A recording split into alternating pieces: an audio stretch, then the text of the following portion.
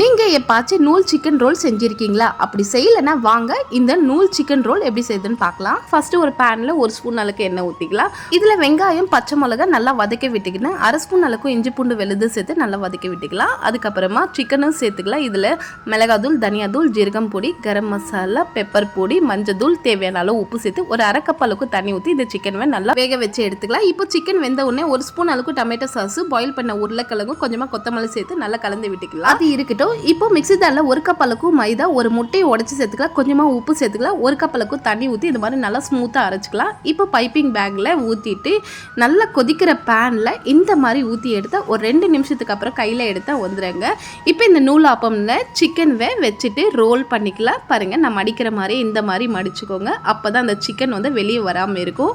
இந்த மாதிரி மடிச்சுட்டு ஒரு பேனில் கொஞ்சமாக பட்டரும் நெய்யை சேர்த்துட்டு 2 பக்கமாக டோஸ்ட் பண்ணி எடுத்தால் நூல் சிக்கன் ரோல் ரெடி.